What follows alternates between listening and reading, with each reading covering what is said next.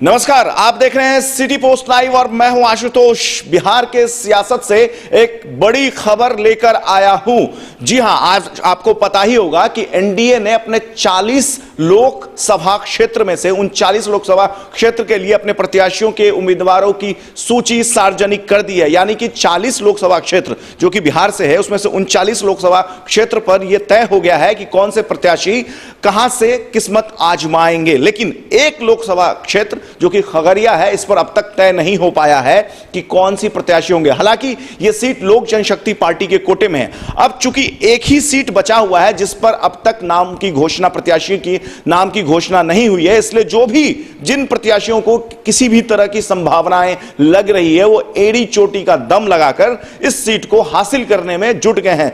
खासकर अगर बात करें एनडीए में उन प्रत्याशियों की जो टिकट मांग रहे थे लोकसभा क्षेत्र के लिए। खगड़िया लोकसभा क्षेत्र लोक जनशक्ति पार्टी ने इस लोकसभा के लिए अपने प्रत्याशियों के नाम की घोषणा नहीं की है। विचार विमर्श चल रहा है। लेकिन इसी बीच एक बड़ी खबर यह आई है कि पूनम देवी, रणवीर यादव की पत्नी, ने पशुपति कुमार पारस जो कि लोक जनशक्ति पार्टी के प्रदेश अध्यक्ष हैं बिहार के, और रामविलास पासवान के भाई हैं, बड़े कद के नेता हैं लोक जनशक्ति पार्टी में, बिहार सरकार में मंत्री भी हैं, उनसे लगभग 3 से 4 घंटा उनके पटना स्थित निवास स्थान पर मुलाकात की है। अब आप सोचेंगे कि मुलाकात के क्या मायने हैं, तो मैं बता रहा हूं आपको। खगड़िया लोकसभा क्षेत्र से रणवीर यादव की पत्नी जो कृष्णा देवी हैं, कृष्णा यादव हैं, उनके लिए टिकट मांगा जा रहा था।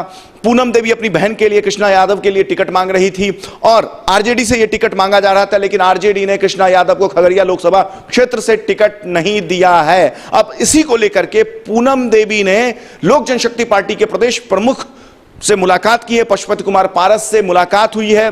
पटना स्थित पशुपति कुमार पारस के निवास स्थान पर यह मुलाकात लगभग 3 से 4 घंटा यह मुलाकात चली है।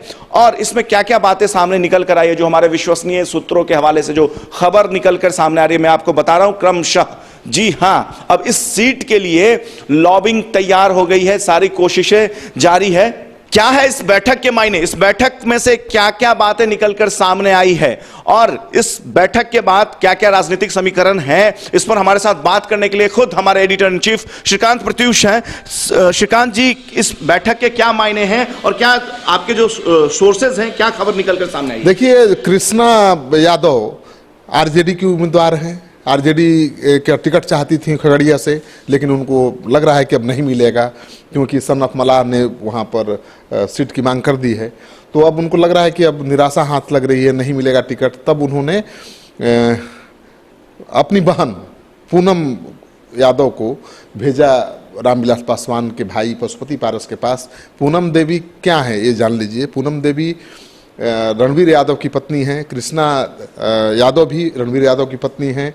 कृष्णा यादव आरजेडी की प्रत्याशी बनना चाहती थी, टिकट नहीं मिला तो उनकी बहन जो पूनम यादव हैं, जेडीयू की विधायिका, वो पहुंच गई पशुपति पारस के यहाँ और उन्होंने मीटिंग की और कहा कि भाई ये सीट हमको दे दीजिए, मेरी बहन को दे दीजिए, और मेरी बहन ये सीट जीतकर आपकी झोली में दे देगी।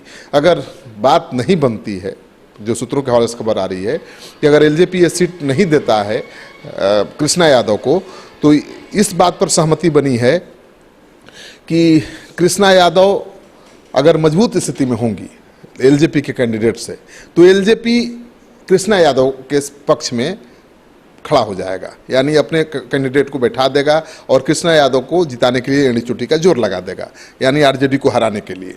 अगर एलजेपी का उम्मीदवार मजबूत दिखता है कृष्णा यादव की अपेक्षा, लगता है कि वो हरा सकता है आरजेडी को, तो कृष्णा यादव बैठ जाएंगी या एलजेपी के उम्मीदवार के समर्थन में वोट मांगेंगी।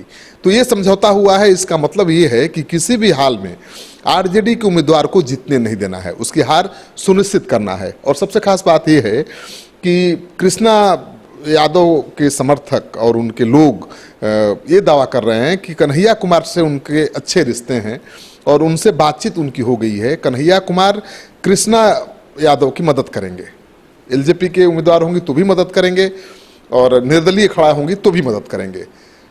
यानी सीपीआई का, सीपीआई-एमएल का, वामपंथी दलों का जो वोट है वो कृष्णा यादव को मिले, ये सुनिश्चित करेंगे कन्हैया कुमार।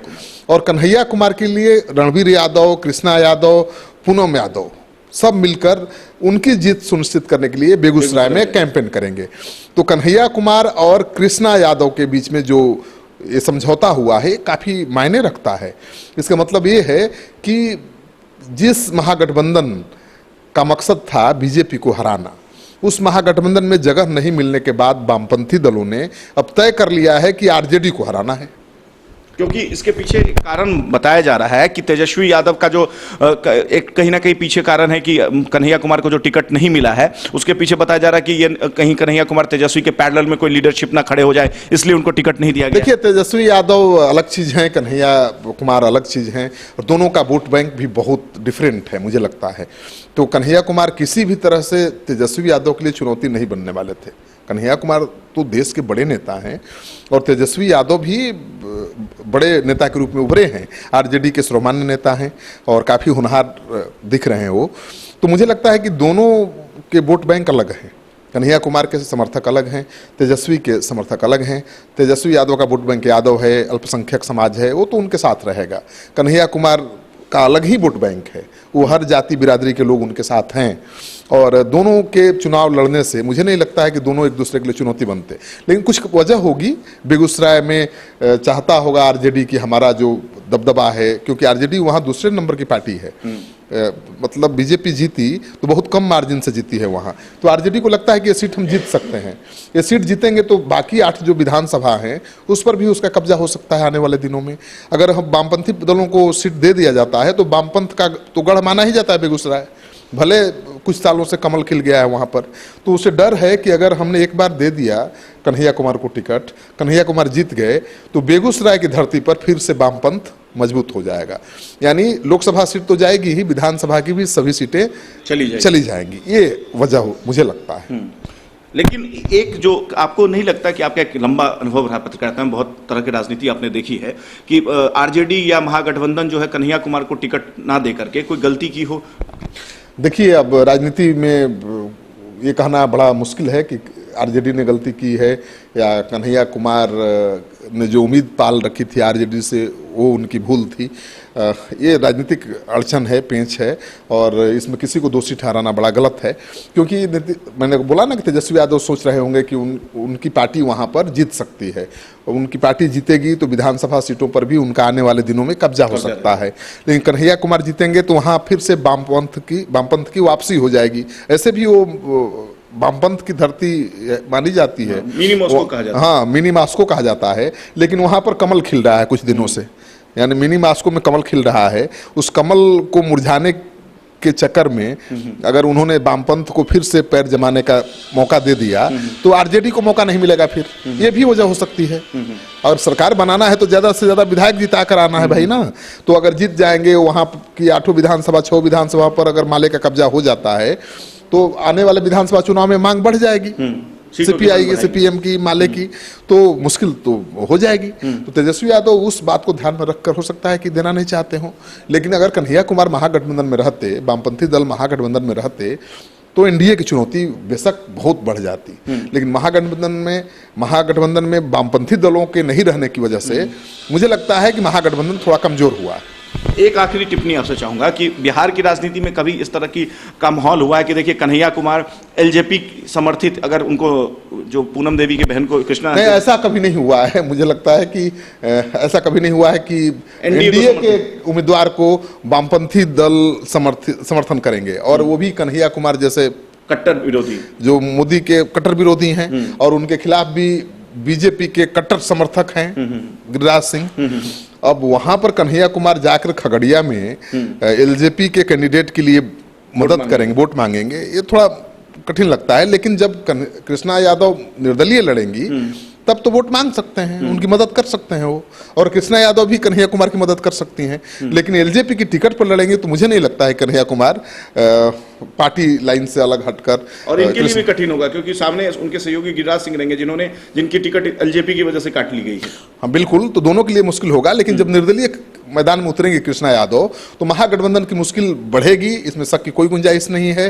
वहां भी, खगड़िया में भी और बेगूसराय में भी। चलिए श्रीकांत जी, बहुत बहुत शुक्रिया आपका बात करने के लिए। तो देख सकते हैं आप कि जो समीकरण बिहार का वर्तमान में बिहार दिखा रहा है, राजनीतिक बिहार हमेशा से राजनीतिक उठापटक के लिए जाना जाता है और सरप्राइज करता है पॉलिटिकल एंगल से, हमेशा से देश में एक नई राजनीति का रंग दिखाता है बिहार। और वर्तमान में जो खगड़िया लोकसभा क्षेत्र के लिए जो स्थिति बनकर सामने आ रही है वो निश्चित ही राजनीति का एक अलग रंग, एक अलग फ्लेवर दिखा सकता है आपको। जो खबर आ रही है वो ये है कि कृष्णा यादव, जो कि रणवीर यादव की पत्नी है, पूनम यादव की बहन है, रणवीर यादव की दोनों ही पत्नी है, पूनम यादव और कृष्णा यादव, ये प्रत्याशी हो सकते हैं लोक जनशक्ति पार्टी की। ऐसी संभावनाएं इस बैठक के बाद जताई जा रही है। 3 से 4 घंटे तक बैठक हुई है पशुपति कुमार पारस और पूनम यादव के बीच में, उनके पटना स्थित निवास स्थान पे। और इस बैठक से क्या निकलकर सामने आया है, क्या खगड़िया लोकसभा क्षेत्र से पूनम यादव की बहन कृष्णा यादव, रणवीर यादव की पत्नी है, वो प्रत्याशी हो सकती हैं। 26 तारीख तक खबर है कि 26 तारीख तक इस पर कोई स्थिति स्पष्ट हो जाएगी। जैसे कोई लेटेस्ट अपडेट आएगा सबसे पहले आप तक पहुंचाएंगे। तब तक के लिए आप देखते रहिए, पढ़ते रहिए सिटी पोस्ट लाइव। और अगर आपने हमारे चैनल को सब्सक्राइब नहीं किया है तो हमारे चैनल को सब्सक्राइब अवश्य करें। नमस्कार।